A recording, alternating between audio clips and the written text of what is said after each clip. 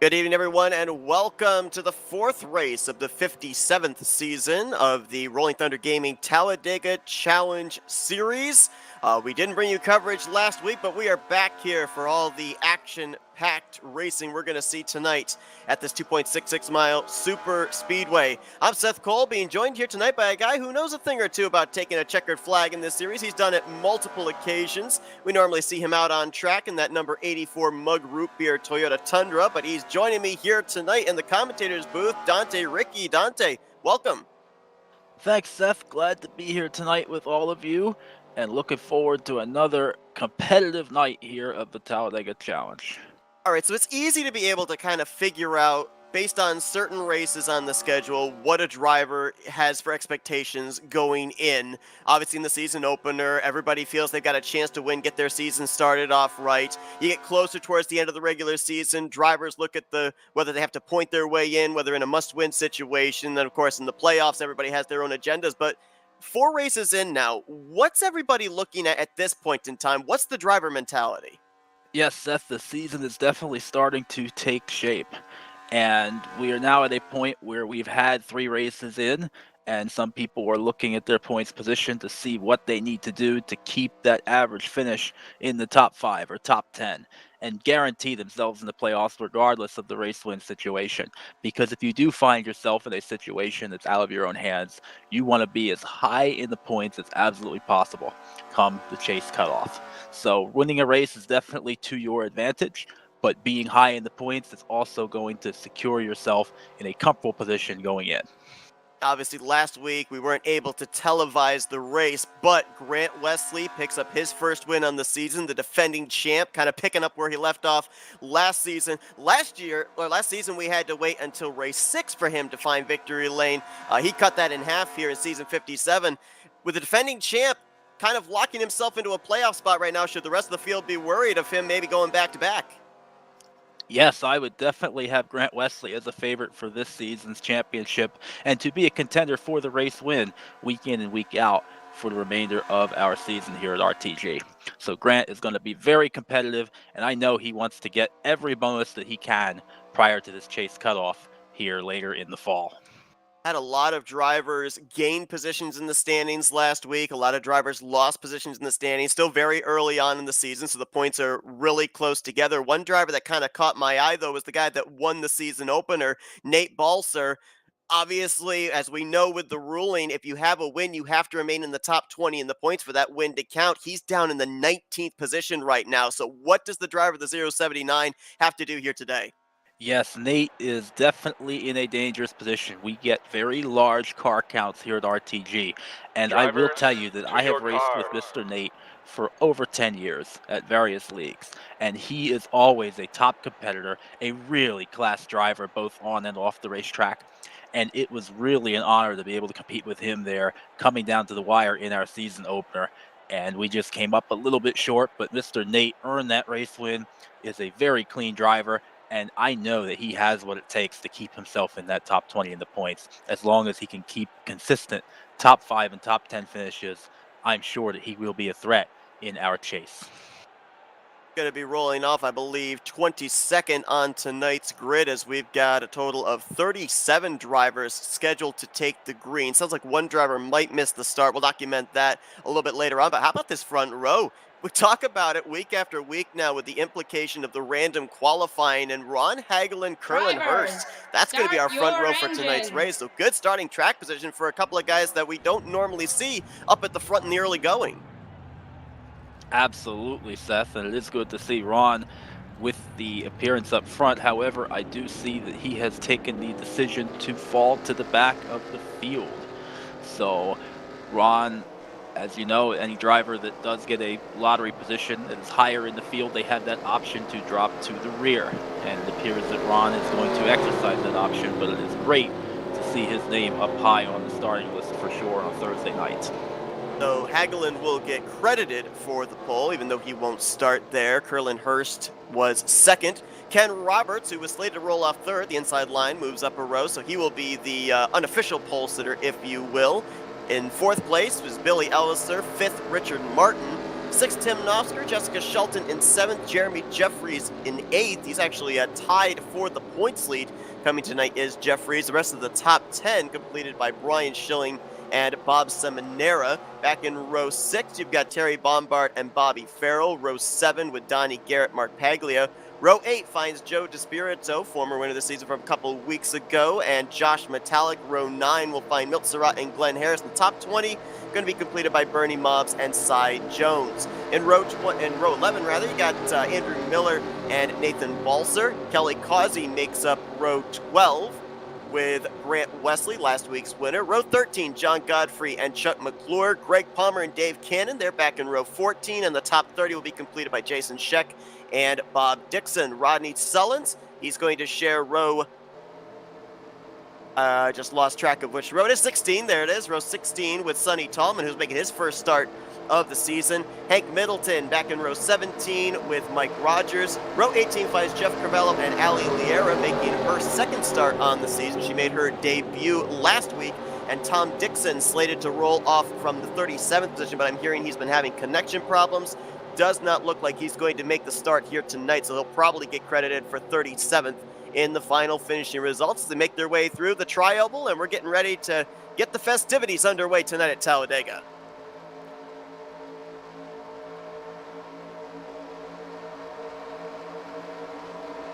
Green flag is out. Ken Roberts going to lead them to the stripe.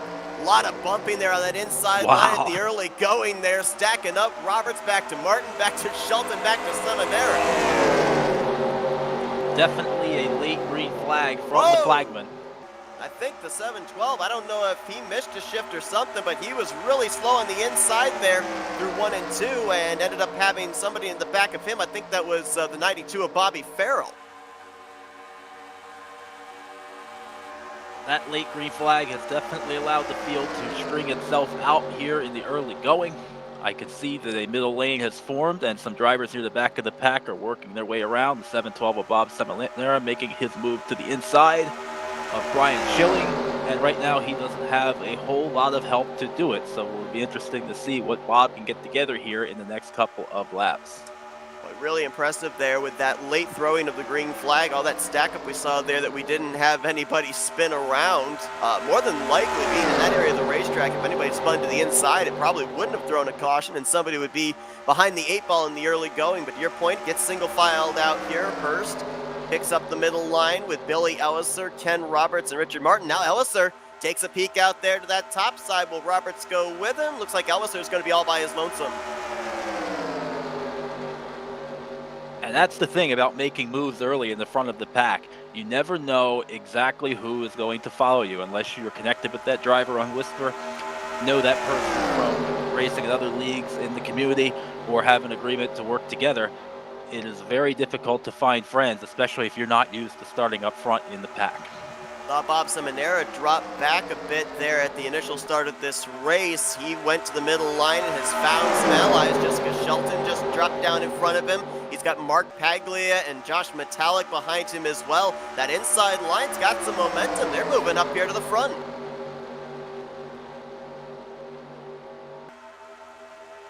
I see that the 712 of Bob Seminara and Jessica Shelton in the 48 have linked up together on the bottom.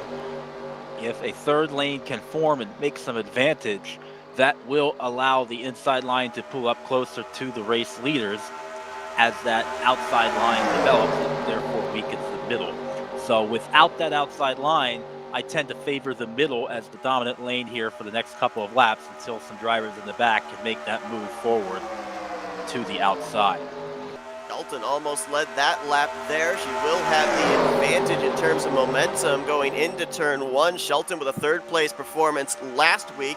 Jumped up 10 spots in the standings, 7th in points coming into this one. Seminara right behind her. He moved up a couple of spots as he is 3rd in points, only 7 points out of the points lead. And as I mentioned, Jeremy Jeffries in a tie for the points lead coming into tonight's event with the multi-time champion Joe DeSpirito. So things are still pretty close up there at the top of the leaderboard as far as the standings are concerned, the regular season standings. And, you know, drivers, we talk about them trying to find victory lane, but this type of series, as the caution's out. Caution.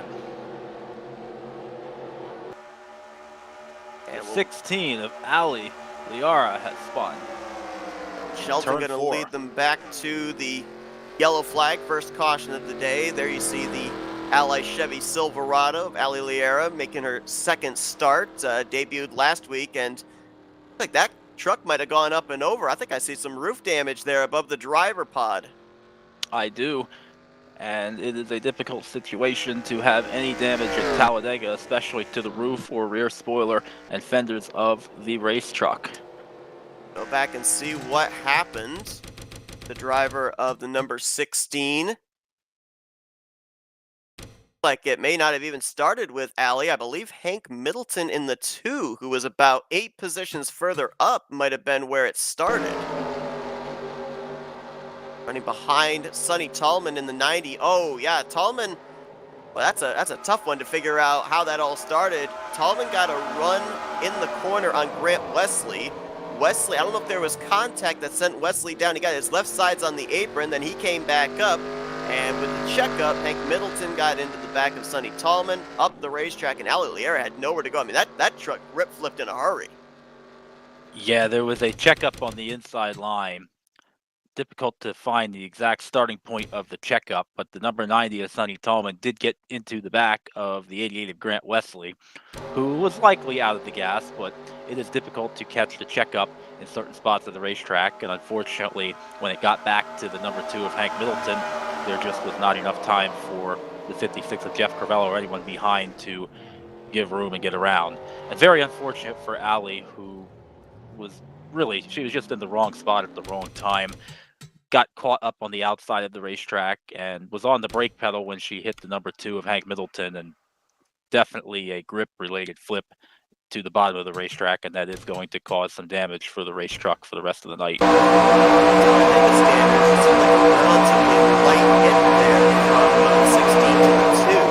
we ride on board with Liera, watch right here. I think this point right there, what is it? The left rear of the 2 kind of lifts the left front of the 16 up in the air, and that's what caused the flip. Just unfortunate in I guess the point of impact for both drivers. And Liera is going to have to deal with that roof damage. Matter of fact, I believe that they may have already pushed that number 16 back behind the wall. So a tough couple of debut races here in the Tally Challenge Series for Ali Liera. DNF'd in last week's race, I believe finished in the 24th position, and here tonight, not even going to make it past the 5th lap of this race.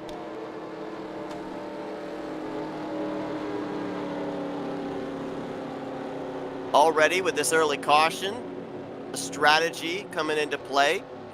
Number of drivers looks like 10 in total electing to stay out. Everybody else came down pit road to either top off the fuel tank, maybe put on some fresh tires. But Tim Nofsker, along with Brian Schilling, Donnie Garrett, Chuck McClure, Grant Wesley, they're all electing to stay out. A few of these drivers, in particular, looking at Grant Wesley, as well as Andrew Miller, Jeff Crivello. These are drivers that started this race outside of the top 10, top 15, so it might be a strategy play to gain track position here in the early going. As soon as I say that, they all duck onto pit road, so apparently they just wanted to be a lap-off sequence with everybody else.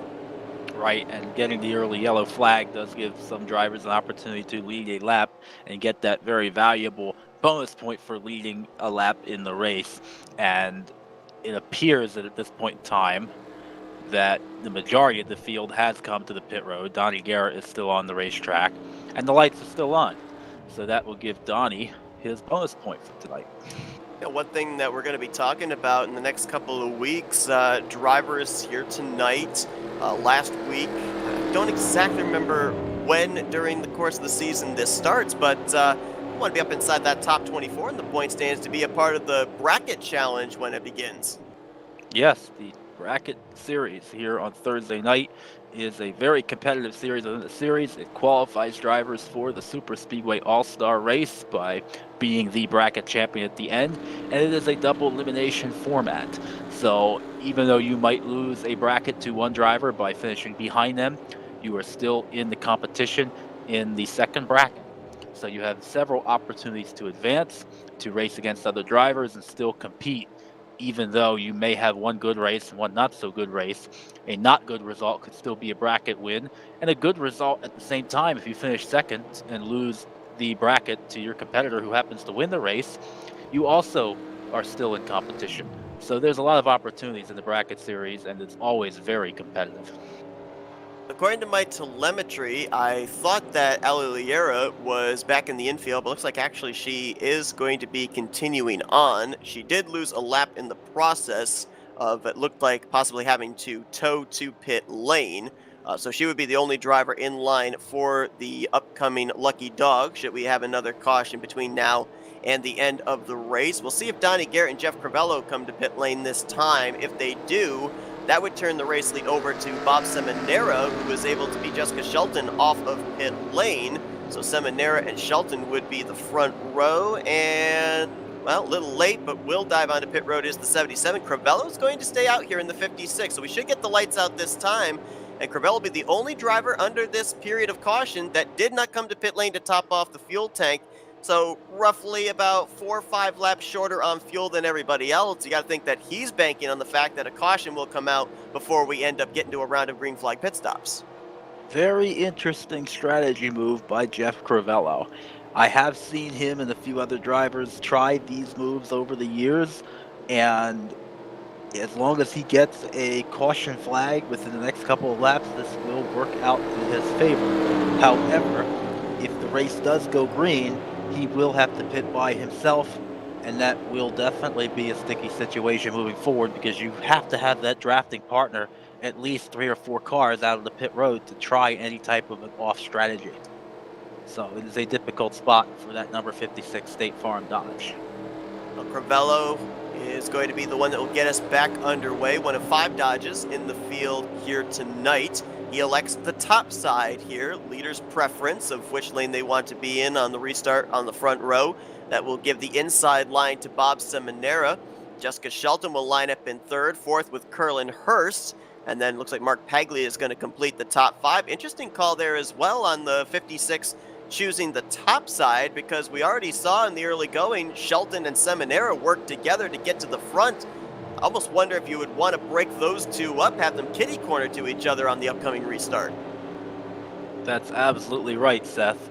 And we know from past Talladega Challenge races that the 712 of Bob Seminara and the 48 of Jessica Shelton work very well together in several situations. So even to say that if the 56 was to pick the inside, I am sure that there is still a way that Jessica would shake the line and be able to line up back behind Bob, either by letting him come down or by catching him a break, either going into a corner and then moving up a lane once it opens. So interesting to see what will happen on this restart. Pace truck makes the left-hand turn down to pit road. Crivello will have the field in hand as they make their way through the tri-oval. Hopefully the flagman will pay attention this time and have the green flag out a little bit sooner than he did at the initial start of this race.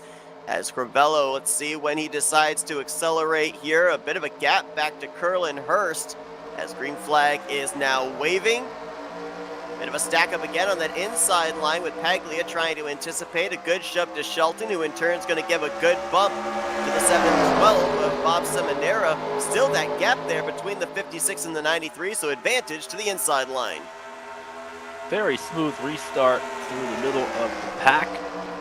It appears that just about everyone has come up to speed, and interesting to see how these lines will move and what the dominant line will be. As you can see, the number 712, the leader, Bob Seminara, has decided to control the middle. So they are seeking the speed in the middle lane for tonight.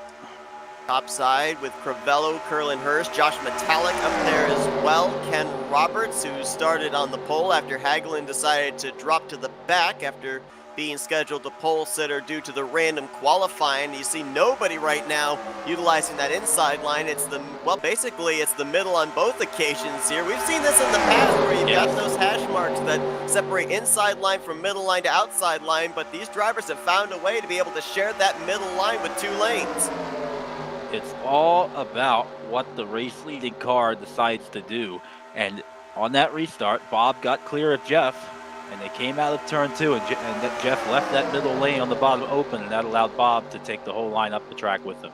A couple of drivers further back that looked like they were trying to get something going on the inside line. I think it was Donnie Garrett and Rodney Sullins were the two I saw appearing out there, but they're going to need more numbers if that inside line is going to make any forward progress. Crivello, after he dropped back to Curlin Hurst, they've been able to make something happen there. They've got Crivello alongside Shelton for second, almost to the right rear quarter panel, the 7-12 for the race lead. 4 wide action here in the middle of the back of the pack. Cyber, Jones, and Ron Hagelin very close to each other, and Cyber moves up the track right into Billy. An accident has occurred, and the caution flag is out. Billy Elliser involved. The number 7 of Cyber Jones and the 47 of Andrew Miller from Pennsylvania is on his side. That car will, fortunately, or truck I should say, land back on all 4 wheels. Tim Nofsker in the 088 also was collected up in that one after he had elected, remember, to stay out that extra lap, hit a lap later than everybody else, so he gave up track position for the lap-led bonus point. But that was a bit costly for him.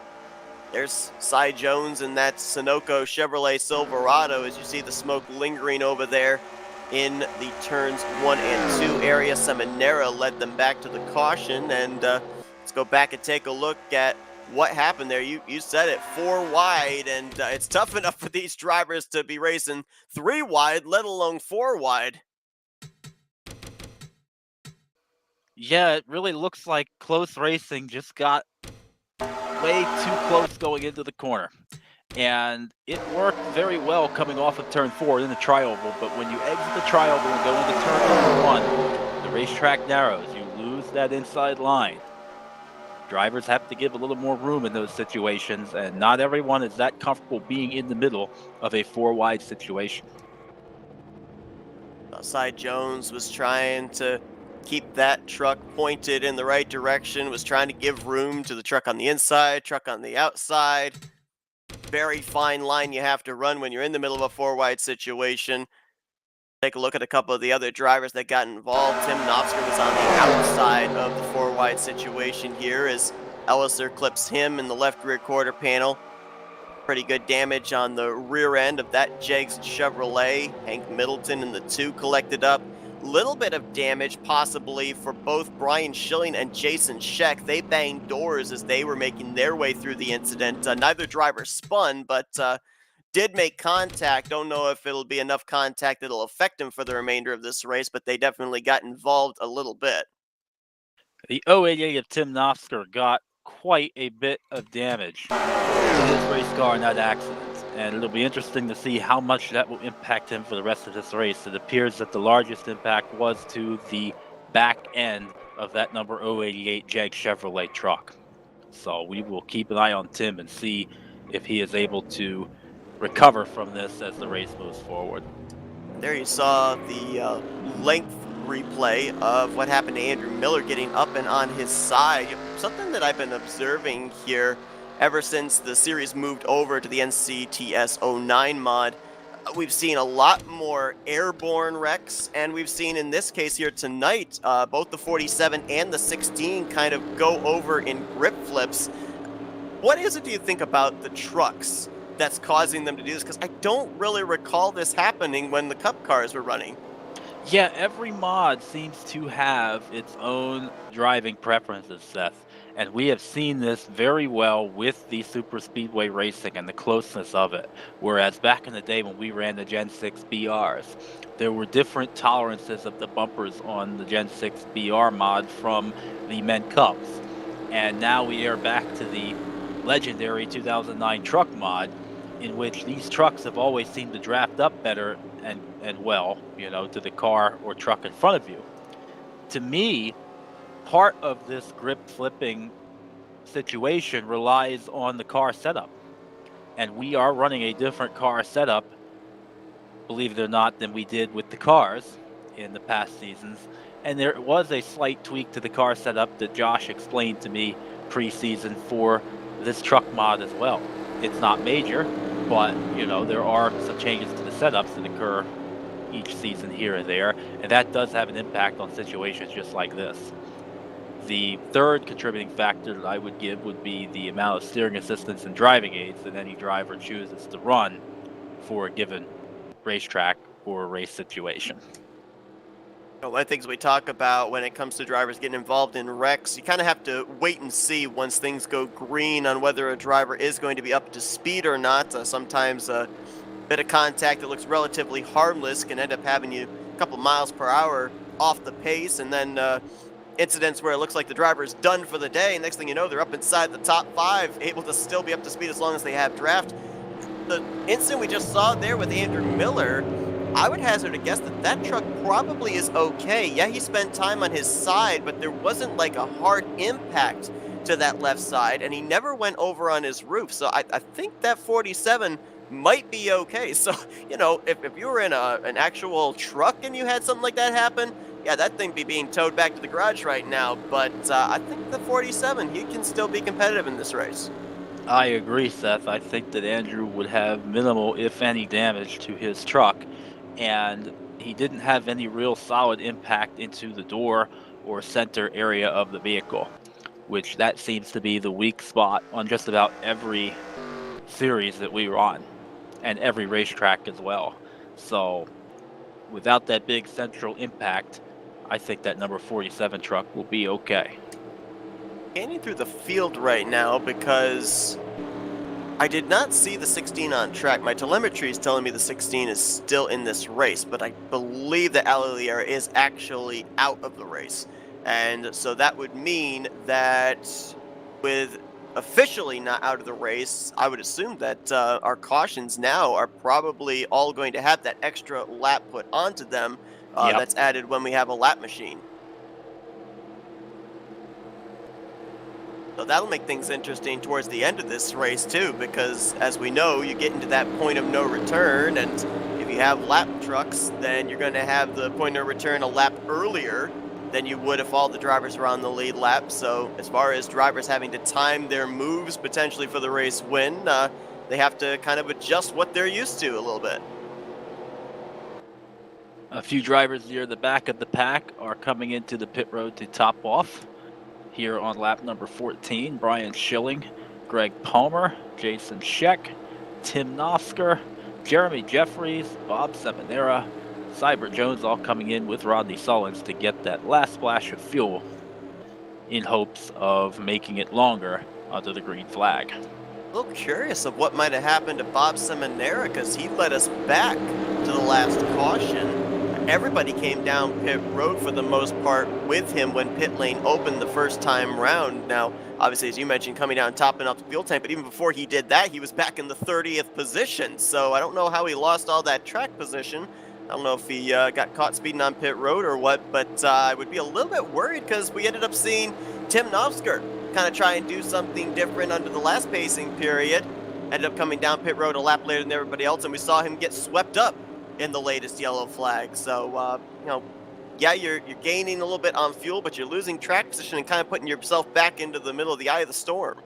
Yeah, talking with Bob over the years has taught me to try and stay up front as much as possible in these races, because when you get to the middle and back of the pack, there are situations that you just can't avoid being in.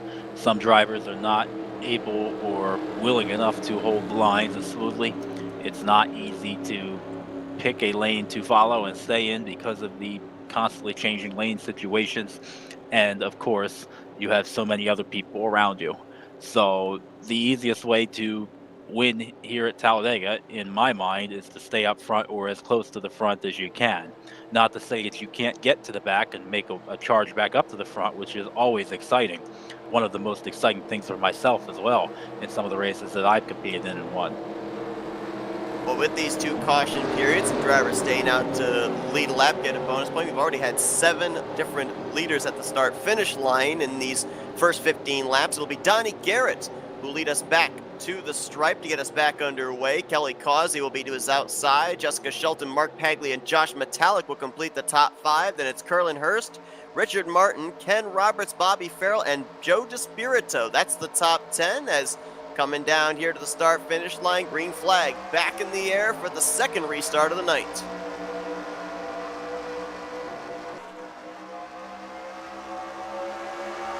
Top two drivers did not come to pit lane under this caution period. Kelly Causey did come to pit road at the 1 to green under the first yellow, so he would have a little bit more fuel than the 77, who almost got hit there by Shelton on that inside line. We've seen this in the past as well. That truck on the inside line will push up and hopefully have enough room to be able to not hit the truck in the middle line. That was a close call there off of turn 2, and it is all too familiar. The racing gets very tight between bottom and middle lanes there in that situation, especially on restarts. But it could happen pretty much any lap with the competition here. Now, I know that in certain occasions when I've had that kind of sensation, that tight sensation off the corner, I've had to kind of half throttle it in order to get the nose to point. I mean, is that what you guys have to do in this situation with these trucks in this setup, or is there some way that you can keep the speed up when it's pushing up like that? Yeah, Seth, you always have to burp the gas pedal and just get off of the gas just a tiny bit off of the corner to keep your lane position in those situations. And the same can be said for a 3 and 4 wide deal coming off of a corner if you're on the outside. So you just always have to be ready to lift off of the gas pedal when necessary. Donnie Garrett in that 77 comes into this race 11th in the point standings. If he's not able to win during the regular season, of course, whether you win or not, if you're in the top 10 in points, you're advancing into the playoffs. So trying to at least make his way up inside of the top 10. Right behind him, you've got Kelly Causey in the 00. Hasn't been the best of starts here for Causey as he's 16th in the standings. But remember, last season, won that regular season finale, got that last-minute playoff position. So trying to find that postseason magic again in back-to-back seasons. Kelly has been a fantastic racer and always a fierce competitor.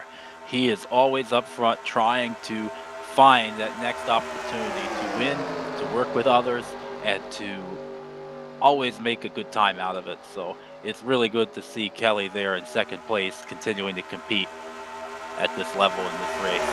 Got Mark Paglia running in the third position in that number 28 Ford Quality Care Ford F-Series, and last season was a season I think he just wants to forget. Couldn't buy a good finish as he seemed to always be in the wrong place at the wrong time. Much better start to the year for him as he's 12 points coming into this race.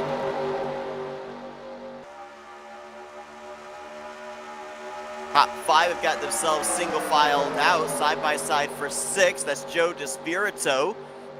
You know that he loves running the Gordon schemes. A bit of a new look on the livery of that number 24 Exalta Chevrolet here tonight. He and Shelton were battling for that 6th position, but now the middle lane gets the advantage. He's going to tow Crivello along with him on the outside line. Bernie Mobbs there as well. The leaf filter Dodge inside line, and Shelton leading Metallic. Richard Martin, Bobby Farrell. So you've got some bow ties lined up on that inside line, trying to get up to the top 5. And very good to see that number 92 of Bobby Farrell there competing. He has really been a top competitor trying to win these races. Sometimes the luck just doesn't seem to go his way. But don't ever count that number 92 truck out. I think Bobby will sneak 1 or 2 of these races here shortly if he can be in the right place near the finish.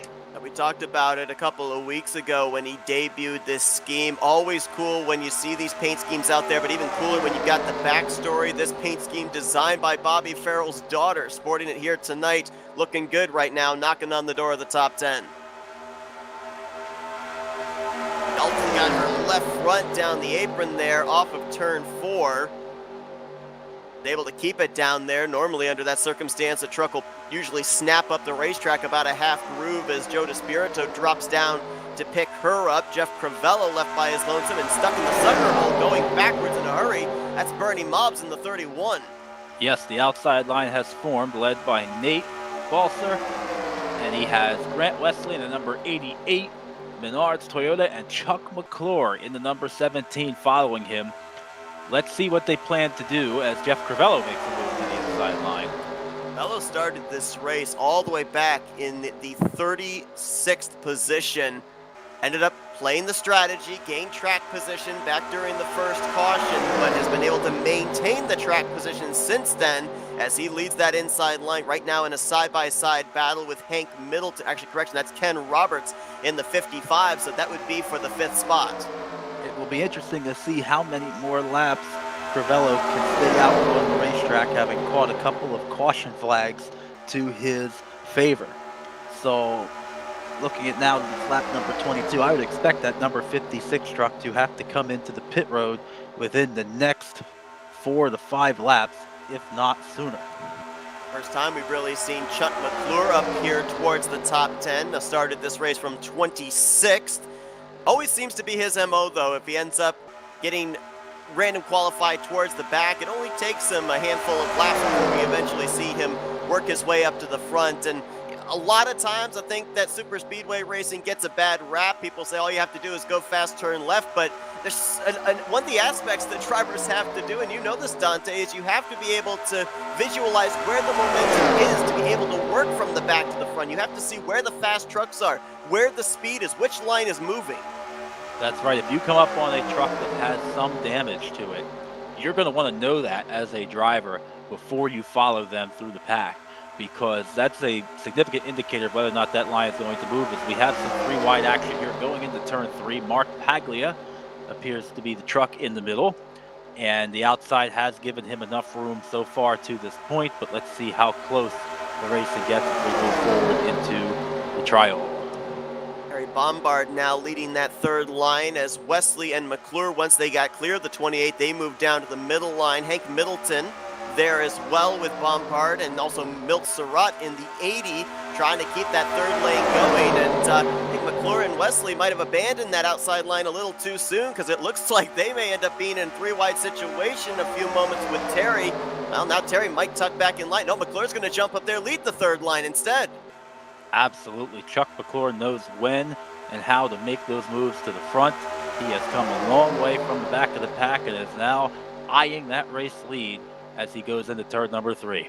How much do you guys hold your breath when you're in these 3-wide situations? Is there enough confidence with the drivers around you to know that you can hold it, or are you just waiting for that one driver to make that one mistake and have calamity happen? That spot that the number 17 of Chuck McClure is in is a very dangerous position. However, you just have to have the trust of the person behind you pushing, that they're going to push hard and push carefully. Because if you don't have that confidence, and the person behind you does not have that confidence, you'll never make it to the front. Boy, things got really backed up there in that middle lane through 1 and 2. Wesley had to lift for Roberts. Middleton had to lift for Wesley. Some movement there in the middle of the pack. I think that was Dave Cannon was kind of shifting left to right on that outside line just a bit, as we're 3 wide, 1, 2, 3, 4. I think it's about 7, 8 rows deep right now. The entire lead pack is in a 3-wide formation. This is exciting to come to Talladega and just watch 3 lanes of trucks moving forward and backwards and across. We got a spinner! Crash! Sonny Tallman and Jason Scheck have gotten together there through the tri-oval. Caution out for the 3rd time. Another truck was involved there, as well as got a few of them spinning down towards the inside wall just past the start-finish line. I think Mike Rogers was the 3rd truck I saw involved. Yes, unfortunate for the number 90 of Sonny Tallman from Canada there. Number 90 Chevrolet. Sonny is a really good driver, and I've known him for several years, and definitely not the situation he wanted to end up in, now having possibly been involved in 2 incidents in tonight's race. Yeah, Sonny Tallman, a former teammate of yours we've seen here in this series in the past, sporting that Canadian flag on the deck lid of his truck, making his first start of season 57 here tonight. You see the leaders waiting on the pace truck, because when they crossed the start-finish line, that was them taking the caution. So they're waiting for the pace truck to get up here. There it is. And they should have the pits open next time by. Let's take a look and see what exactly happened through the tri-oval. Looked like maybe the 90 and the 1 got together, but not exactly certain how the contact initially began. And to be honest with you, a little surprised that it took place back there, because with how they were racing all the way through the pack, I thought maybe our next caution was going to take place a little bit further up towards the front. Yeah, that was some exciting racing for the past couple laps to see that 3 wide. But when you get the 3 wide action, trouble usually does come, and it doesn't go away. All right, there it was. The stack up was on the top side. Sonny Tallman moving up a lane. Jason Scheck got into his left rear quarter panel, and nowhere for Mike Rogers in the 011 to be able to go, as he was trapped on that outside line. He had a good half dozen drivers that were able to get to the inside to avoid getting caught up in it through the tri-oval, which aside from the turns, is maybe one of the more difficult places to be able to figure out in which direction the wrecking trucks are traveling. It is very easy to give someone a bad bump entering the tri-oval. And if you're not 100% aware, 100% focused of what's going on in front of you, something that doesn't look like a checkup might be 5 or 10 mile an hour difference from the speed you have. And if you haven't caught it in time and you get into the back bumper in the tri-oval, that's not a good place to give a bump. So unfortunately, it looks like that the number 90 of Sonny Tolman has retired from tonight's race, and he will be the second driver out of the event, along with Allison Liera. Tell you what, Dante, the timing of this caution is quite interesting because we know the fuel window is roughly between 19 to 21 laps, depending on how much fuel you're able to save. That caution came out between laps 24 and 25, so these drivers theoretically, if we went green to the end, could maybe make it the rest of the way on just one more pit stop. That would be very close, but if you're able to catch a caution and save some fuel in the middle or back of the pack at the same time, it would not be out of the realm of possibility for maybe one person to try that strategy out, pit on lap 48 or 49, and make it to the finish of the race with only one pit stop. So it'll be interesting to see who tops off their tank here on this caution flag in case the race does tend to go green from that point on. Billy Elliser going to stay out and lead a lap. He's coming to pit road this time. Looks like the race lead should cycle around to Chuck McClure in the 17 when we eventually go back racing. We're a third of the way through the race here tonight at Talladega. We'll be back here in just a moment for the restart. We're going to step aside for an FRN race break. You won't miss a thing. We're going to go side by side and be back here when these drivers are ready to take the green flag once again to continue out tonight's race in the Talladega Challenge Series.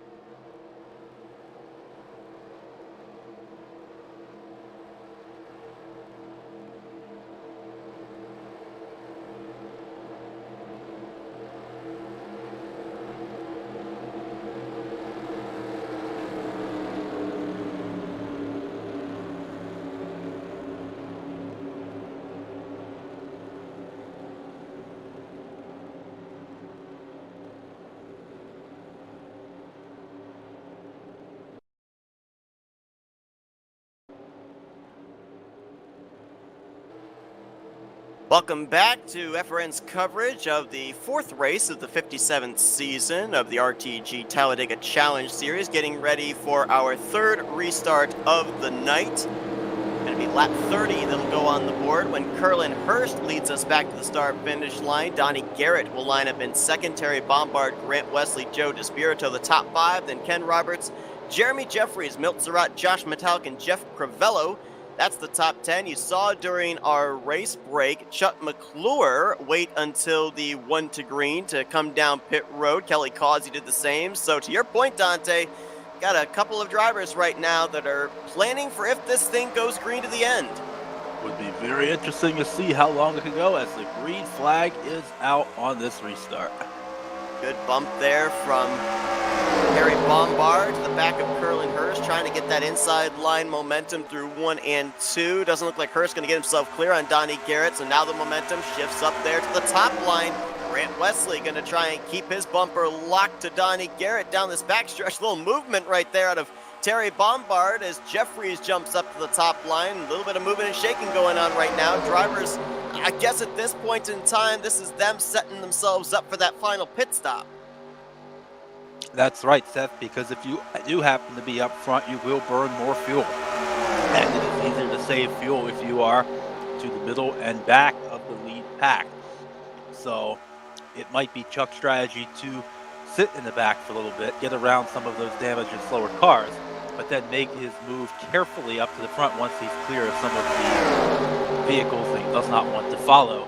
Then he'll be able to make his charge up to the front slowly while keeping that fuel mileage in mind. We talked about Nate Balser, the winner of the season opener, the position he's in tonight, having to make sure he keeps himself in the top 20.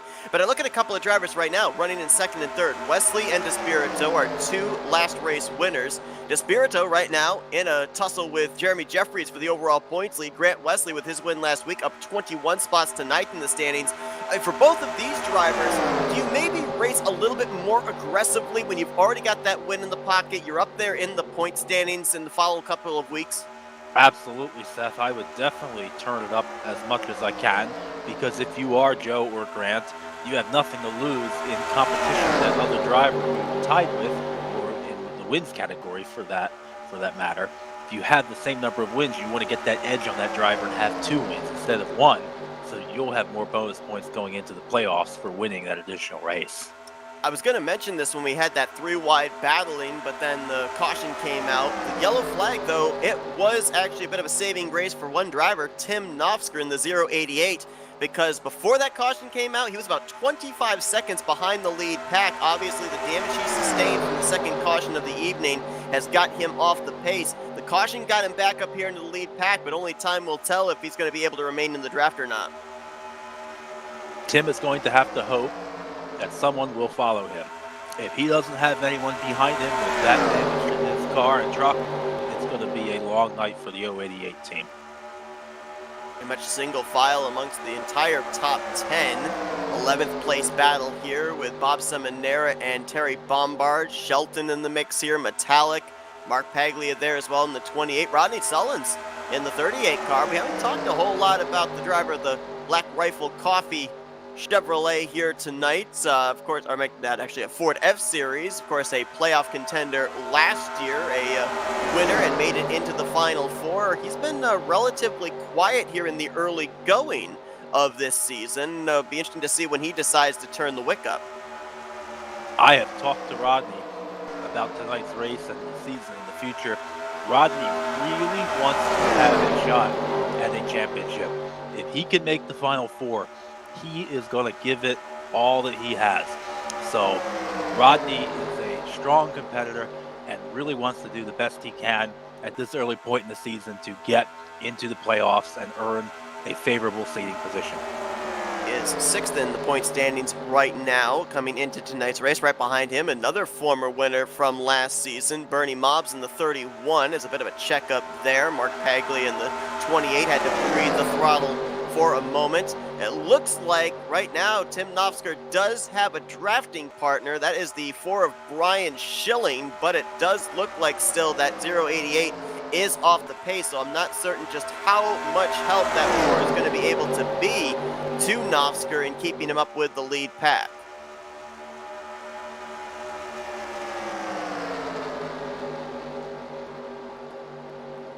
talked about DeSpirito and Jeffries tied for the points lead. It seems only fitting that they're up in the same vicinity on the racetrack right now.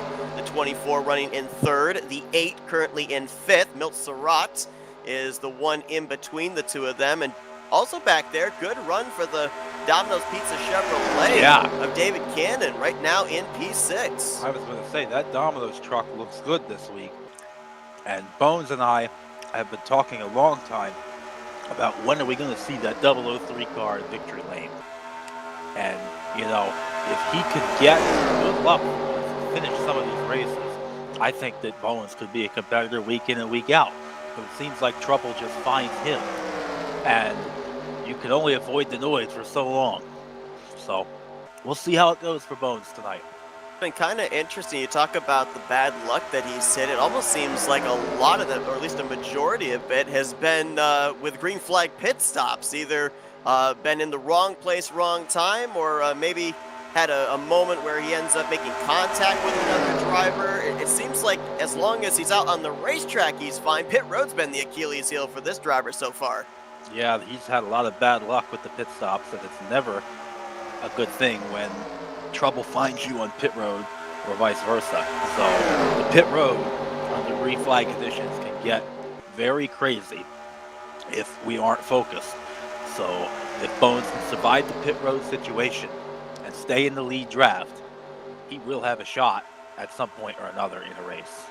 So far, Donnie Garrett continuing to show the way. He's led the most laps up to this point, 19 in total. 7 laps led by Curlin Hurst. 3 laps have been led by Bob Seminara. 2 laps by Jeff Crivello, and then 1 lap apiece by Jessica Shelton, Chuck McClure, Greg Palmer, Billy Elliser, and Tim Nofsker. A majority of those 1-lap leads were drivers that stayed out the extra lap under pacing to be able to get that bonus point. And, you know, talk about the fact of just how close the points are. One wouldn't think it, but that bonus point for a lap led could be very valuable once we get to the checkered flag at the end of race 10. Absolutely, Seth. Every point means a lot, and positions are often separated by just a few points as it is, which does have an impact on who makes the chase, who makes the playoffs, and who advances to the next round. So every point matters, and anything you can get early in the season to give you an advantage on your competitors, big situation. Tim Nofsker had a good run last week, jumped up 5 spots to 15th in points coming into this one, but it looks like Brian Schilling was not able to keep him up in this lead pack. He is dropping back. Same for the 0-11 of Mike Rogers, and Cy Jones had lost the lead pack pretty much as soon as we went back green. So we've got a trio of drivers that are damaged and off the pace, but you talk about every point mattering. As long as that motor is running, you've got to stay out there, because if this turns into a race of attrition at the end and you decide to come to pit road now and go to the garage area, that could be 10, 15, 20, who knows how many spots that you would be kind of throwing away the opportunity of picking up. Right, and I'm glad that they were both able to sort it out. The 088 of Tim Nofsker and the 011 of Mike Rogers, they're now one behind the other. It seemed like for about a half of a lap they were side by side, which was only costing the two of them more speed and time. Looking through the back of the pack, I can see that the number 4, Brian Schilling, is now in a position where he could be in danger of losing the draft. So this is quite interesting to see that the back of the field is not able to maintain the speeds that they normally do maintain, and it could be because of damaged vehicles ahead of them. Cy Jones going to go a lap down as the leaders have caught him, and they will blow right by him down the back straightaway. As they do so, we've got ourselves an outside line form, and it's Rodney Sullins and Josh Metallic, the numerical order cars, the 38 and 39. They've got Bernie Mobbs and Terry Bombard with them as well. Right now, the 38 scored in the 9th position and trying to make his way further up inside the top 10. You can bet that those drivers up there 1st through 8th, they're going to take notice of this and try jumping up there as well. Yeah, Rodney was in the middle lane. He saw Josh and Bernie were lined up behind him, and on the back straightaway, about 3 or 4 laps ago, he made that move to the outside. It still appears that the outside line has some momentum. I see the number 31 of Bernie Mobbs has moved back down to the middle, but you have Rodney, Josh, Terry Bombard, the number 10 Ford, with DeMar, Richard Martin, and Chuck McClure currently on the outside line as Kelly Causey makes his move to the inside to make it 3 wide underneath Bernie Mobbs and Demar. Big Bernie Mobbs in the middle. He's going to pick up Greg Palmer, so they should be able to get around the 31 of Mobbs here through the tri-oval. Interesting that they're making this move here and now, talking about Sullins and these other drivers on the top side, because when we went back green, it was at lap 26. By calculations, the furthest that drivers should be able to go would be around lap 47, 48, so we're only about 5 laps shy from potentially that final pit stop of the day. So does this mean that these drivers right now, they are guaranteed going to be maybe the second group of drivers to hit pit lane as they're basically giving up that inside line entry? I would have to agree there, Seth, because usually the people who would like to pit begin to make their move down about 5 laps prior to coming in, and more drivers are making the move to the bottom. Number 93, Colonel Person, has come down to the bottom. It has checked up that inside line, their momentum a little bit, not allowing them to pull up forward. I see the number 17, Chuck McClure, in the Jack Daniels Chevy is still in the middle. He is in a spot where he's not really saving a lot of fuel at this moment, so he either must feel that he can make it on one more stop or has made a decision otherwise. I would expect the 17 car, as you said, to come in with the second group and not the first one.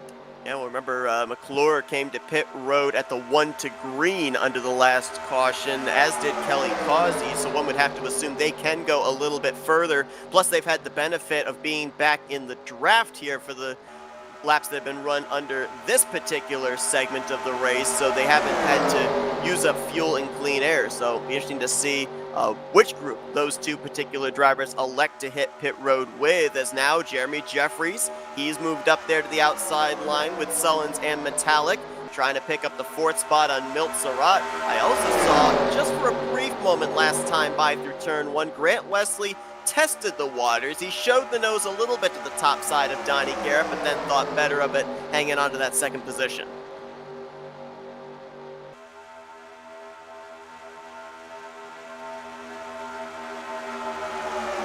A couple more drivers appear to have been losing the draft here. You were talking about worried of Brian Schilling. Looks like he has indeed become detached from the lead pack. Also the same for Andrew Miller in the 47. So those are a couple of drivers that would more than likely have to rely on a caution to get back up here into the hunt for a top 10, a top 5, maybe even a race win. Still 22 laps as they hit the line, so plenty of time to be able to mount a comeback. Absolutely. And Brian Schilling is not out of this race yet. As we know, we tend to find some trouble here and there around the pit stops. You never know what can happen here on a Thursday. So with never knowing what can happen, never knowing just how the end of this race is going to play out, with this upcoming pit stop, if it is possible to make it the rest of the way, should these drivers treat this pit stop as the money stop, or should they maybe be a little bit conservative, try not to throw this race away just in case we end up having a yellow flag come out between now and the checkers? It's going to be interesting to see how many trucks can stay out to wait that extra lap.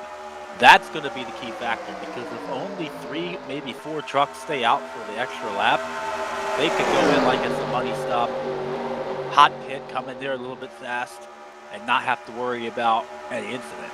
But if the second group ends up being like 10, 12 trucks, I would take that a little bit more conservatively, because there's a chance that you're still going to be able to get back up to the lead draft through that pit stop, even though you pit a lap late. So it's going to depend on the numbers here, how many people come in first versus how many people come in second. I think that the lap you pit will have a big influence on who wins the race, especially if it goes green. Of course, as well, we might have some drivers pitting here. Yep, I thought I saw a couple of drivers with the hands out the window. DeSpirito, Garrett, Surratt, they're all coming in. Crivello going to follow them down. Seminara, Shelton, looks like everybody got down relatively smooth. That was going to be one of the other talking points I was going to mention, was the kind of air traffic control of figuring out where everybody's lane was going to be on entry.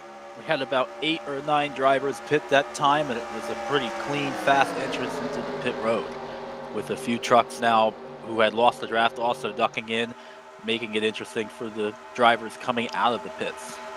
Those drivers there in that first group came to pit lane after the completion of lap 46, 20 laps to go. So they should be, at least by the numbers, should be good to make it the rest of the way. These guys coming in a lap or two later, they definitely should be able to make it to the checkers. And this is a big group here. Whoa, Curlin Hurst almost chopping the nose off of McLaurin. Oh, we got Paglia around. Nobody hits him. Got some oncoming traffic there with Brian Schilling and Andrew Miller, but Paglia will get his number 28 turned back around and down pit lane. Usually incidents on pit road or on that access area to the commitment line normally don't bring out a caution because they're considered off the racing surface, so tough break there for Paglia. Very fortunate not to have caught any additional drivers in trouble under that pit stop cycle. But unfortunate there for Mark Paglia to have spun out coming into the pit road. He was having a very good run in the lead draft, and he will need a caution to get back into it. As the number 48, Jessica Shelton, is returning to the pit road. So too is Hank Middleton in the tube truck, so would have to assume both of those drivers might have gotten hit with a speeding penalty, as you see the remaining trio of drivers, Kelly Causey, Greg Palmer, and Glenn Harris coming down for spin in the trial. On the inside, the number 47 of Andrew Miller has spun, and he has quickly retired from the racetrack. The green flag is still out. No caution as Joe DeSpirito, Donnie Garrett, a couple of the first drivers to hit pit lane, trying to cut their way through the drivers that just merged back on the track and are trying to get up to speed. They're going to go around the outside of Grant Wesley. Same for Jeremy Jeffries. So it looks like once everything cycles around, it'll be the multi-time champion, the 24 of Joe DeSpirito, who'll be out in front. He'll be hitting the line with roughly 17 laps to go. I'm hearing over the comms here, Dante, really close on fuel for everyone. Yeah. That is a big topic here, and fuel mileage means the world. If you can get a little more draft and be behind a few trucks with a few behind you, you can save a whole lap of fuel within about 3 or 4 laps of green flag time. You just have to be very efficient about how you do it and where you are in line. Like I said earlier, the closer you are to the lead, the more fuel you are burning. We may see some people hit the clutch. That can lead to trouble behind you. And the drivers are aware that hitting the clutch as they practice it is not encouraged by any means, especially if you're close to the front. You have to be very careful about when you choose that decision to push in the clutch and save the fuel and coast the race truck. It's not always a good move, and sometimes it doesn't really do good on your engine either. If the numbers are really that close, are you liking the position of Joe DeSpirito right now? Because there's no possible way that he can save any fuel, creating the draft for everyone else behind him. I definitely think that Joe, being that he is the leader, is using a lot more power and is definitely burning more fuel. So I like the safeness of his position, but I tend to think that some of the more unsafe positions will save more fuel here going forward, especially people like Greg Palmer and Nate Balser and Terry Baumgartner, who are closer to the end of this line, and Kelly Causey, the double O, is still with the draft there as well. They are the ones who are able to save the most, but are definitely in the danger zone for on-track action. Yeah, we've got 18 drivers right now that are in this lead snake down the back straightaway. DeSpirito cycled out to the lead. Donnie Garrett in second. Milt Surratt is now up in the third position. We saw Milt be able to point his way into the playoffs last season. Unfortunately, got eliminated in the first round, but we've already seen a driver this season, and Nate Balser, get his first career win. Not out of the realm of possibility, that 80 truck could find victory lane for the first time in his career in the Tally Challenge Series. Yes, Milt Surratt in the number 80 True Value Chevrolet, having a strong run tonight.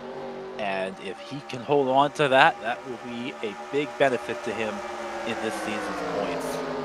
I remember it was the All-Star Open for the Super Speedway Series All-Star race. We saw Milt Surratt and Kelly Causey work together to be able to transfer their way into the All-Star race. So we've been able to see Milt get it done when it comes to Super Speedway racing. And look at the momentum that formed with that second line. I don't know how they got formed up that quickly, but Jeffries, Wesley, Metallic, and McClure, they're coming to the front in a hurry. It is go time for these guys, as many of them have moved to the outside line. However, at this point in time, a truck that has not made that move up top is the 712 of Bob Seminara, who may possibly still be trying to save a little bit of fuel. Right now, from the 39 of Josh Metallic, a lot of clutching going on right now in this lead pack, despite the fact that they are visibly charging up to the front. Ooh, close there. As almost an uneven bump from the 80 to the 77. They're going to make their way around the double or the 011 of Mike Rogers, put him a lap down. Here now goes the 3 55. wide. Look at Ken Roberts. My gracious. What a move by the 55 of Ken Roberts. He was in the outside lane off of turn 2. He came down to the middle, going into turn 3, has taken advantage of this 3-wide situation and is now leading the inside line with the number 22 of Greg Palmer behind him as trucks bounce off of the apron in the trioval. And now you got Joe Spirito trying to figure out which lane to block. He saw that momentum on the inside. The trioval moves down in front of Ken Roberts, but I'm pretty certain he's going to have to keep an eye on the right side of his truck, because that outside line with Jeffries and Wesley, they're probably going to get a big tow down this backstretch. The 55 of Ken Roberts, he made that move at just the right time down to the bottom of the racetrack, because when you have two middle controlled lanes and they run, and you are in the lowest of the two middle lanes and you make that move to the bottom, the inside line will get a huge advantage. So that was a great opportunity for Roberts to make that run to the front of the pack, as he now follows our race leader, Joe DeSpirito. 3 wide, about 2-3 rows deep, and now settles out at the front to double wide for about 4 rows. But I'll tell you what, when they were 3 wide, there were 5 drivers just back there in the latter portion of your screen that were jumping up and down saying, yes, keep racing like this, because they have a shot of getting up here. They include Bernie Mobbs, John Godfrey, Billy Elvis, Bobby Farrell, and Nate Balser. So we could have as many as 22 drivers up here in this lead pack. They've caught them. Look at the run they were able to get down the back straightaway. They've now merged with this lead group. Very good to see that we will have a large group of cars and trucks here to compete for the finish. Andrew Miller, we saw have his issue there past the start-finish line. He is now out of the race, joining Sonny Tallman and Ali Liera. We've got 33 drivers that are still on the track and running, currently 31 of them on the lead lap. Right now, it doesn't look like we have any lap traffic we'll have to deal with in the near future, but if we continue running like we are under the green flag, there is a possibility there's a group of 4 that's running about roughly 13-14 seconds ahead of this lead pack. Shelton, Novsker, Middleton, and Paglia, they could get caught here and be a kind of a bit of a roadblock, an X factor for the race leaders in the closing stages. Yeah, what I'm seeing right now is the outside line is pretty much fizzled out. The number 003 of David Cannon, unfortunately, was the truck left out. He has been trying to pinch the middle down as low as he possibly can while keeping it clean. He has now made his way into line. However, it was a difficult situation for him, because when he kept that outside line tight to the middle, the 712 of Bob Seminara bounced around off of about 2 or 3 trucks a few laps ago, but so far so good, no incident. Jeremy Jeffries now to the point in that number 8 truck. I remember a couple of weeks ago talked with him after he had a good finish inside the podium of 2nd in the 2nd race of the season, and he said, boy, last season was just so disappointing, was not able to win, was not able to advance into the playoffs. He said this season he wants to get that 8 truck into the playoffs and compete for the championship. He could get that golden ticket here tonight if he's able to keep them at bay. And we're getting closer here, Dante, as well to that point of the race we dubbed the point of no return. We have to remember that usually we look at lap 62's completion as the point of return. We have to do it a little bit earlier, because still, as we mentioned, when Ali Lier retired from the race, it didn't officially retire her, so it's got her still scored as a lap down machine. We've also got a couple more lap machines, so lap 61's completion would be the point of no return here tonight. Very important time of the race to time your move and do it at a moment that's going to pull you to the front of the field, hoping that someone will follow you and that you'll be able to make those passes for possibly coming out on top. And like we discussed, it is a difficult decision to make as to when you pull out of line if you're in the middle right now and that yellow flag comes out. take a look at who Jeremy Jeffries has to keep in his rearview mirror. Grant Wesley, defending champion. Josh Metallic, former champion from 2 seasons ago. Chuck McClure, former champion. Joe DeSpirito, former multi-time champion. I mean, there's a lot of championship gold right there that's trying to hunt him down.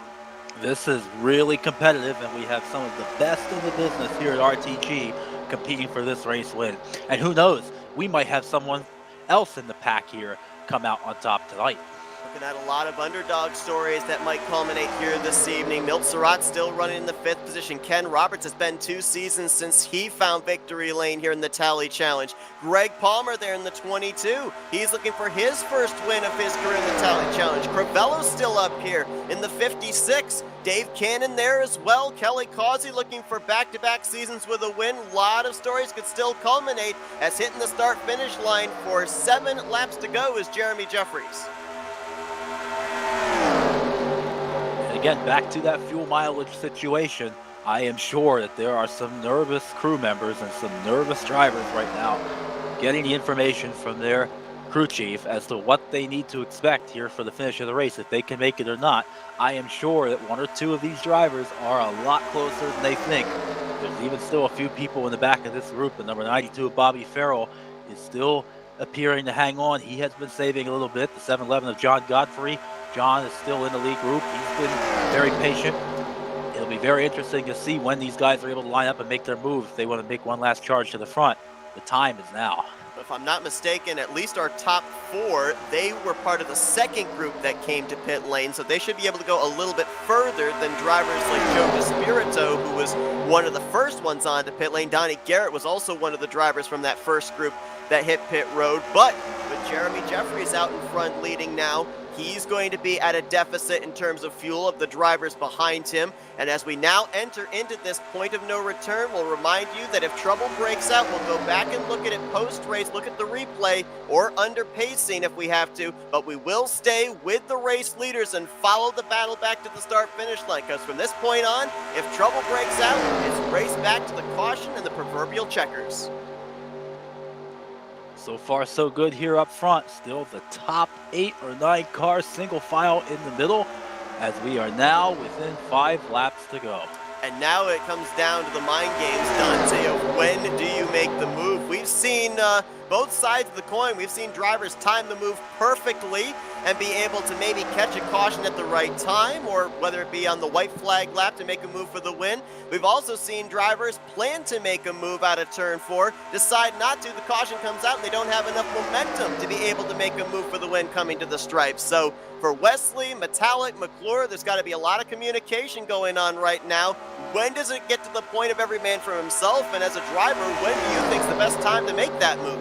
Well, if I'm in the position that Milt Surratt in the number 80 and Ken Roberts in the number 55 are in, and as well as Greg Palmer in the number 22, I would work together knowing that the top 4 in front of me are likely to work together until the very end. So if you're not in that top 4 or 5, you need to have a strategy of who you're going to work with and who's going to make that move with you. If the inside line's not the best move, I think somebody might try to move up to the top. There's a lot of power up there, and then basically if you wait long enough, no one will be able to come to the bottom and get a run 15th place on back.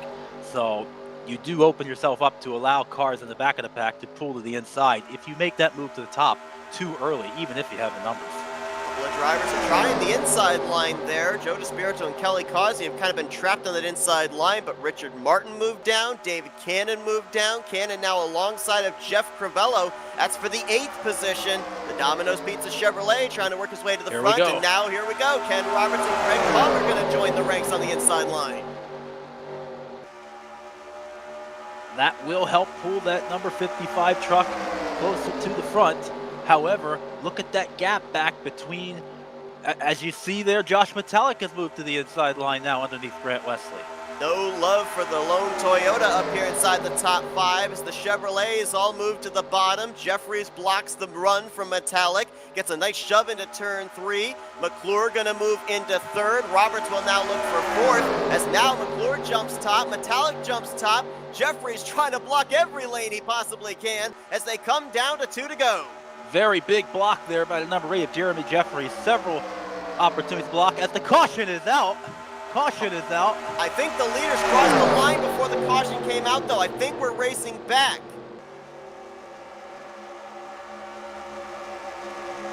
Well, maybe not.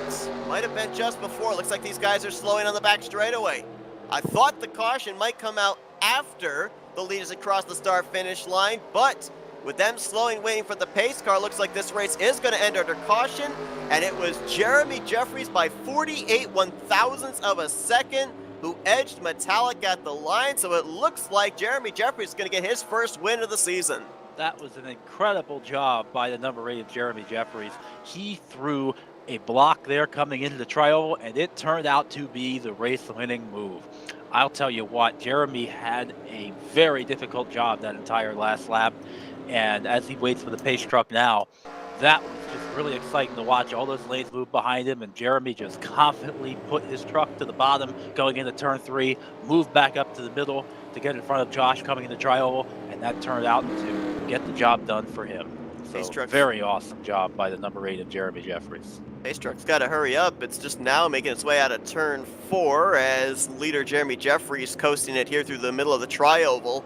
Not certain who all was involved. I did see the 26 of Billy Elliser sitting on pit lane, so I would assume that he might have been one of the drivers collected up in this race ending yellow, as now Jeffries going to get picked up by the pace truck, and this time by the white flag will be displayed over his hood. And again, going back to what I said a couple of weeks ago when I talked with him after his runner-up finish, he said, just have to find victory lane. We've seemed to do everything that we need to do to be successful here. Last season did not go our way. This is our season, and I'll tell you what, talked about how last week Grant Wesley was kind of throwing down the gauntlet there for the rest of the field as the defending champ. I think Jeremy Jeffries, who came into this race the points leader, he's saying, all right, I'll pick up that gauntlet. I'll accept the challenge.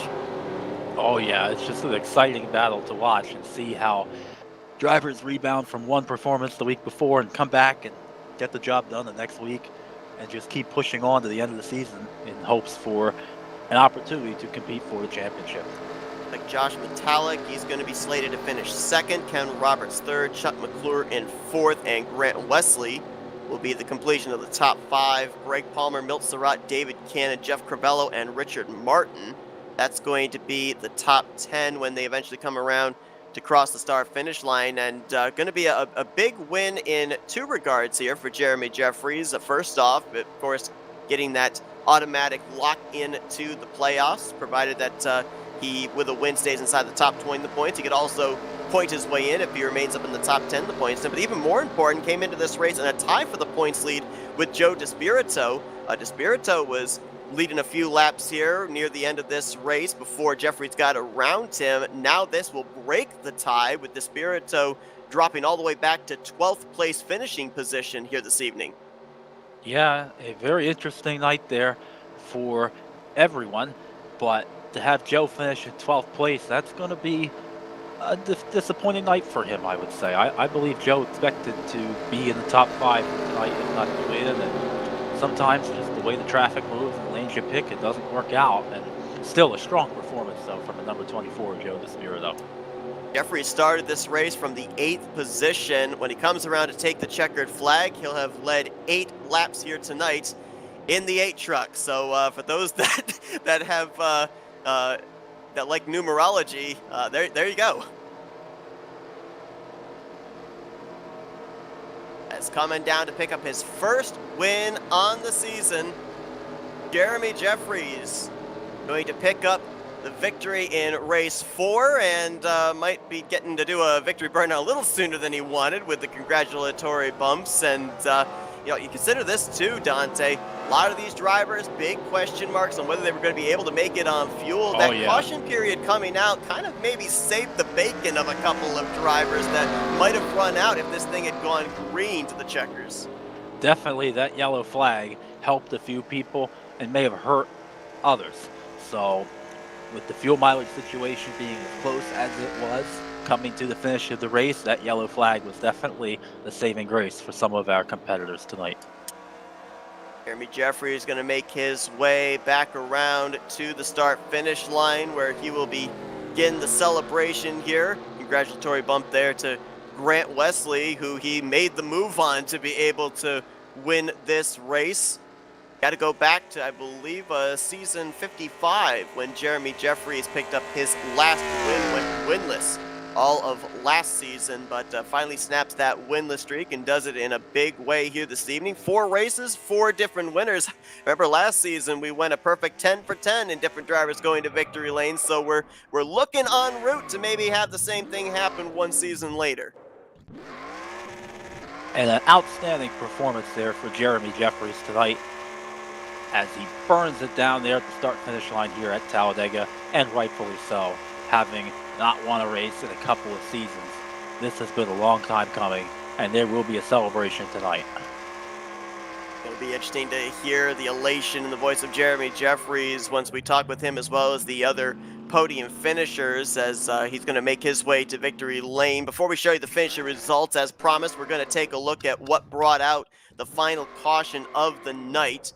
Billy Elliser, I believe, was one of the drivers collected up in this. I believe Curlin Hurst in the 93 also was, and oh my gosh, I think we might have just gotten our highest flip of the season by far. Yes, folks, this was a serious accident here at the start-finish line. The timing of this yellow flag was almost instantaneous as the number 8 of Jeremy Jeffries crossed the start-finish line. The flagman just had raised the flag into the air, and the number 26 of Billy Elliser appears to have gotten into the back of the number 93 Crown Royal Chevrolet of Curlin Hurst in the tri-oval. Similar to the incident earlier in the race with Sonny Tallman, you just cannot bump in the tri-oval. There can be major speed differences, and the result of this accident was really catastrophic.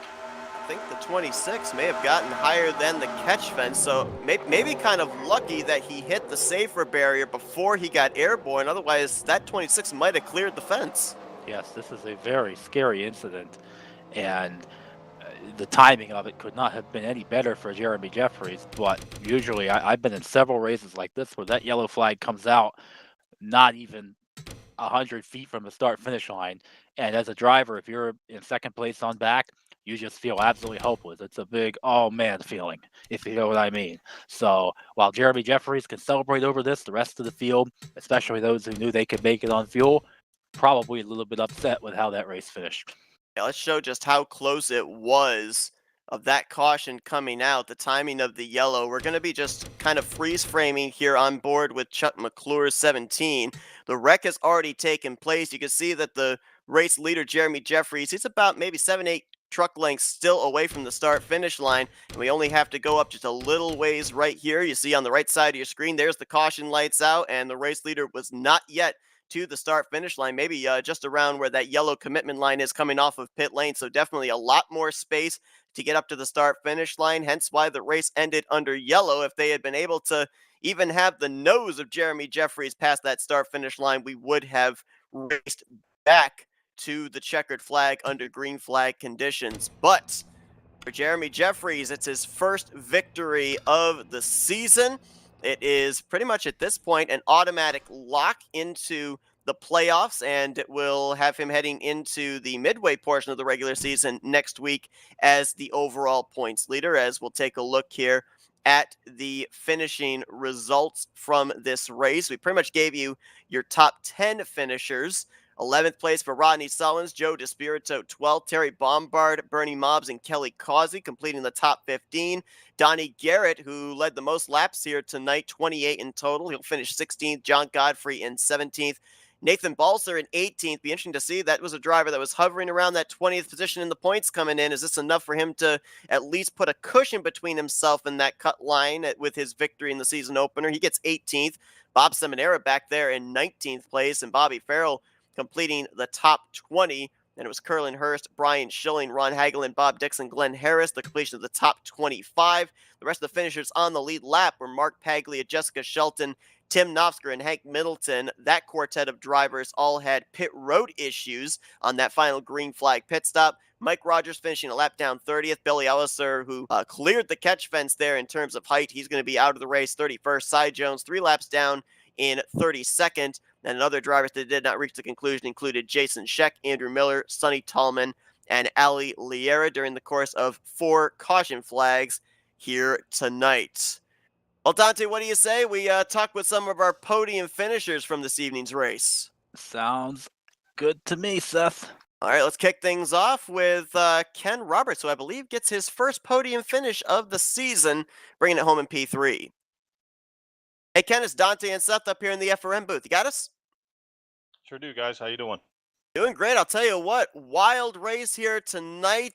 Much like any Talladega race, full of different aspects. We saw the early cautions. We saw the green flag pit stop near the end.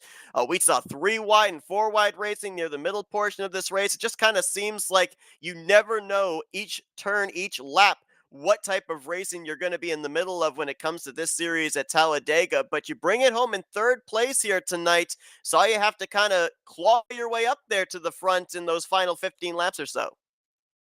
Yeah, I got with Palmer there, the 22 truck, and we started working our way up there. And right there at when the caution came out, we was had a head of steam. I was curious to see how that was going to play out because Jeremy was going to have to pick something, and so yeah, I was curious to see how that would have played out. So, but it was a good win for Jeremy. So. And Ken, tell me about that move you made to the inside line on the back straightaway with about 3 laps to go when you were in the middle. Tell me what was going through your head there as you planned out your strategy to finish tonight's race. Well, I thought it was real good on gas. I was actually +2 on the gas, and it seemed like that after that last round of pit stops, a lot of guys were conserving a lot of checkups. So I kind of knew I felt like I was good on gas, so I figured we could be a little more aggressive, and so just seeing the opening and just go for it. After the last 2 weeks I've had, anything up in the top 10 is going to be pretty good. Yeah, let's talk a little bit more about that because, looking back at the start you've had this season, Dante and I were talking about what the driver mentality is at this portion of the season, nearing halfway during the regular season segment of the schedule. You know, Down there, mired in the point standings, 27th. Were you coming into this race with a must win mentality? Were you just looking for a consistent run? I mean, before the green flag even dropped, what was the mentality? What was the strategy going in? Well, just like any week, really, you just want to go in and you want to have a good finish. You kind of get what you can here. There's some fast cats in this league, so if you can finish anywhere around the top 10, that's really a pretty good night. And wins are bonuses, obviously. But yeah, if you can just usually I just come in and say, hey, just try to have a good finish. Try not to screw up in the pits, and just try to have a good finish, really. We talk about if you're going to make moves, make them early on in the season when the point standings are close. You're going to jump 11 spots in the point standings here tonight with this third place run. So congratulations on that. Obviously, going to be some good momentum for you heading into next week's mid-season, regular season race. Before we let you go, Ken, though, we'll give you the opportunity to thank some sponsors and do some shout-outs. Yeah, I'd like to thank Wicked Wire. My Wicked Wire Chevrolet was painted up by Rodney Solon. He always does a good job with the paints, and my guys Greg and Curlin and Kelly, John, Milt. The guys I race with for years. We love racing in this league, and special thanks to you guys for doing the broadcast. Gonna be looking forward to watching it tonight, especially. Ken Roberts, your third place finisher here this evening. A solid point tonight as well. Congratulations once again, Ken. Best of luck next week. Good All job, right, Ken. thanks, guys. Let's see if we can now get our runner-up finisher here tonight, Josh Metallic.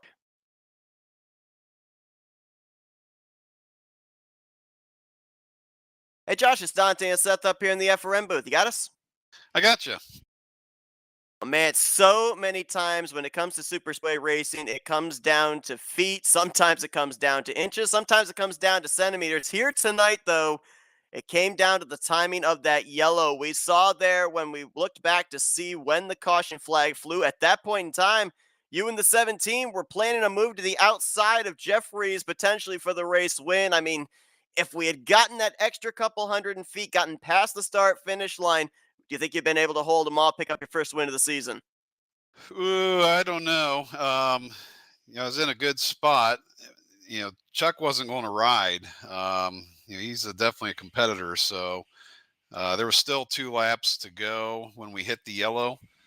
So there was still 5+ miles of me having to try and block as well. So, yeah, it was super frustrating to be finally in a spot to maybe go for the lead, and then boom, yellow, then boom, start finish line, boom, race over. It's like, oh, you gotta be kidding. But it was fun. It was competitive. Jeremy raced aggressive but clean.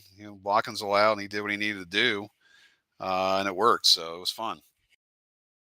Josh, with about 15 laps to go, you made a move to the inside of the racetrack, then settled back in line and found yourself on top with Chuck behind you.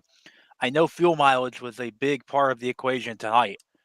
When you made those moves to get in line with Chuck and to work with the people in front of you, was that a decision based on fuel mileage, or was that you deciding it was just go time to get to the front, where you came from the top 10 position around 10th to get up to second place for tonight?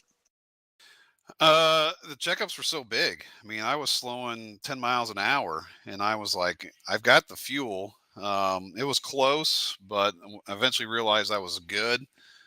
Not by much, but I'm like, I'll go for it if we can get clear, maybe try and save a little bit myself. But I don't know if there was some clutching or just not pushing as hard as we usually do. So I saw an opportunity, jumped up there, and thankfully Chuck went too. But yeah, I was kind of riding around trying to figure out if I had enough or not. And then once I realized it was good, I waited for the next big checkup, and then I just turned into another lane, and he went with us, and then we started making progress. One thing that we were kind of looking at when we end up having that caution prior to the race ending caution was it had you guys pretty close on the numbers of being able to make it on one more pit stop. How difficult was it to try and figure out what lap you were going to come down pit road? Because we had about three different groups that came down pit lane. I believe you were part of that second group. Yeah, the guys that pitted that first lap, I was pretty sure they were not going to have enough. Even when I pitted, I was kind of on the fence if there'd be enough or not. It kind of depends on, do you get into a pack where you're kind of letting off the gas, or do you end up getting stuck in the front of a pack and you're constantly throttling it? But I could not have gone an extra lap. I went as far as I could, and I had to pit, so I just ran as far as I could. And then when I came out, I'm like, okay, I think I'm about a quarter lap to the good. Saved for a few laps, just kind of not pushing very much, just trying to save any little drops I could. And then when the chance came, I went. Usually when you have these races like this where people are conserving, someone runs over someone at some point. So I didn't want to be in 10th place when that happened. I figure I'll take my chances, go up top, and see if we can get far enough ahead when that eventual wreck does happen. Well, we talked just moments ago with Ken with his good run, moving up several spots up into the top 20 in the point standings. Tonight, with the runner-up finish, you move up inside of the top 10, +8 from the position you were in points coming into tonight. So congratulations on that. Obviously, heading into the midway portion of the regular season next week. So we'll look to see if we can get that one position better then. But before we let you go, we'll give you the opportunity to thank the sponsors and do some shout-outs. Yeah, appreciate it. Good job, Jeremy. He did exactly what he needed to do. It was fun. I had a good time. I like mixing it up. That single file stuff can get a little dry, so that was some fun, even though it ended prematurely. Good job, Ken Roberts, as well. Thanks to Tim, the other admin tonight. Wiley was not able to make it, so shout out to him. And to Prime and Sean Prime and Dave Cannon and the drivers. We've been doing this I've been doing it here for 15 years, and it's races like this and drivers like this keep coming back. So, oh yeah, and lastly, thanks to Dante for stepping in. Thanks to you, Seth, as always. It's always fun watching these things. So I'm babbling on too much. I'll be quiet, but thanks again, everybody, and we'll see you next week. Solid run here tonight. Second place for Josh Metallic. As mentioned, jumps up into the top 10 the points as a result as well. Congrats on a good run. Best of luck next week. Thank you. Thanks, Josh. Good race, man. Thank you. And let's see if we can now go down to victory lane and talk with our fourth different winner on the season, Jeremy Jeffries. Hey, Jeremy, it's Dante and Seth up here in the FRM booth. You got us? Hey, Dante, hey, Seth. Well, man, I remember a couple of weeks ago when I talked to you after that runner-up finish, you said, "Boy, we just want to get back to victory lane." Been a long winless streak for you, going all the way back to November of last year. We could tell you wanted it with the blocks you were throwing there through the tribal. How good does it feel to finally get that monkey off your back, snap that winless streak, and put this 8 truck back in victory lane? Oh man, it feels great. I also think in that interview I told you that it was more important that I just try to race clean and get these top 10 finishes and point my way in too. So uh, I guess I got it covered both ways now. Yeah, Jeremy, what does it mean to you now to be the points leader here on Thursday nights after race number 4 in our season? That feels great. Just just to pretty much lock myself in is the best feeling. You know, being the points leader comes with its privileges and its extra points there when the chase gets here, and I'd like to keep it, but just knowing that I'm pretty much locked in the chase now after the past 2 seasons I've had it's just a good feeling. All right, so you mentioned a couple of weeks ago you wanted to have the consistent runs. Now you've got the victory. Does that change the mentality here for these final 6 races of the regular season? Try and, maybe find victory lane a time or two more, rack up those bonus points when the playoff points get reformatted? It gives me some more options for sure. I still would like the consistency. I'd still like to stay up at the top of the points, but um, I can be a little more aggressive. And I say that after I don't think it gets much more aggressive than what I just did. But So obviously, the timing of the caution helping you out there not to have to defend for that final lap or two. But again, as we said, we saw you be able to control the lanes, be able to block the runs. We saw you be able to put a good block on Ken when he made the move to the inside going into turn 3 with less than 5 to go. You made the block on Metallic there through the tri-oval. So if you had to run that final lap or so under green flag conditions, do you have the truck to be able to hold him off? with the run the bottom lane had, and obviously I'd slowed myself down trying to slow down Josh by blocking him there at the end. I really think I was going to be stuck in the sucker hole there at the end. I think I was going backwards. If that caution hadn't come out where it did, I'm saying probably a 0% chance I was winning that race.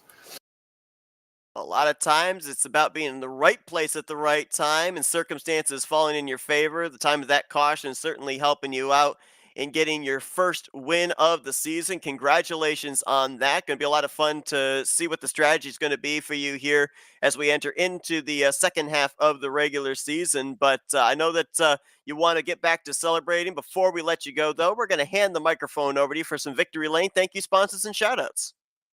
Oh, thanks to Grant for keeping me up there running with me. I felt terrible having to dump him there at the end to make that move on Josh to block that bottom lane. So I really appreciate him keeping me up there and being allowing me to be able to do that. So thanks to Grant. Thanks to you guys for broadcasting. I already lived it, but I can't wait to relive it because this replay, I'm definitely watching it tonight for sure.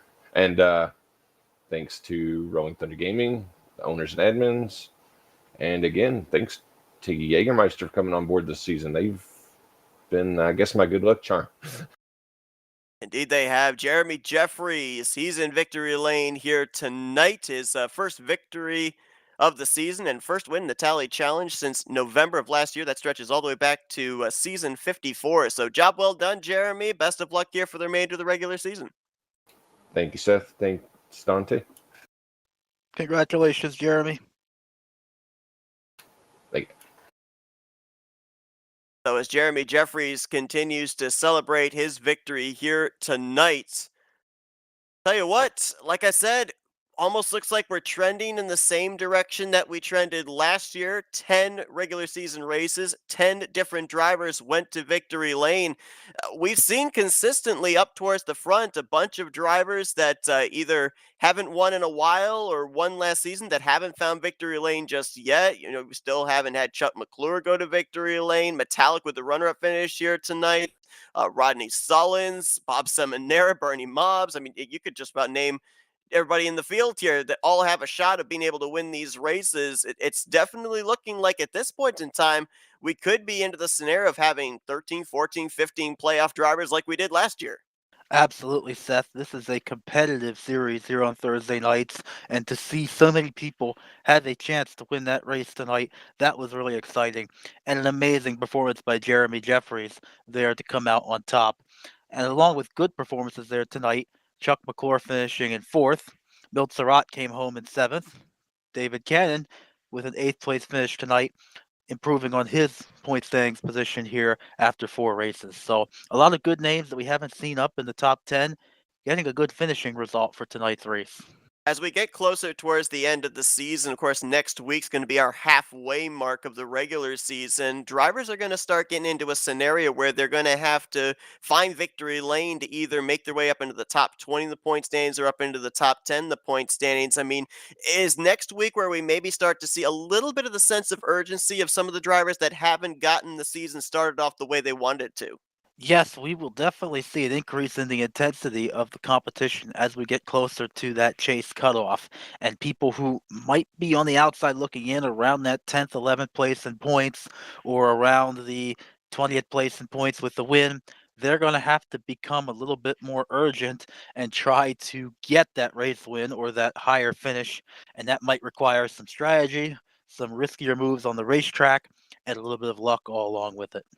Well, we've already got a few drivers that are all but confirmed in the playoffs through their victories so far here this season. Be interesting to see what other names are going to join them, as we've got 6 races left in the regular season before we put that playoff field together. But next week, we're going to be right back here Thursday night to bring you coverage of the 5th race of the season. We also have some more RTG racing on tap between now and then. Next Monday night, we're going to be bringing you coverage of the RTG Bare Bones series. So that's going to be a lot of fun to be able to see how the NC or the NCS 22 mod, how the drivers are for that. I know they did a mod swap over there, so going to be looking forward to that. See coverage for that race on Monday night with the green flag at 9 p.m. And of course, next Thursday night, we'll be back here for the Tally Challenge with the green flag also at 9 p.m. Eastern Standard Time. Dante, it's been a pleasure having you up here in the booth, have your insight, because of course, as we know, you've got a lot of experience with racing with these drivers and knowing what the different drivers can bring to the table. So appreciate you bringing that up into the booth here tonight. Thanks, Seth. A great race tonight and very glad to be a part of it. Thank you for letting me come along for the ride. Thank you, everybody that tuned in this evening. Hope you guys enjoyed our coverage, and we'll see you again next week here for the continuation of the 57th season of the RTG Talladega Challenge Series. But for Dante, Ricky, I'm Seth Cole. Enjoy the rest of your Thursday night, folks, as you've been watching another broadcast courtesy of FRN, the Flatout Racing Network. This broadcast is the copyrighted work of Flatout Racing Network and may not be rebroadcast, retranslated, or used in any form without the express written consent of Flatout Racing Network and iRacing.com Motorsports Simulations. Flatout Racing Network would like to thank you for your support, and we hope you enjoyed tonight's broadcast.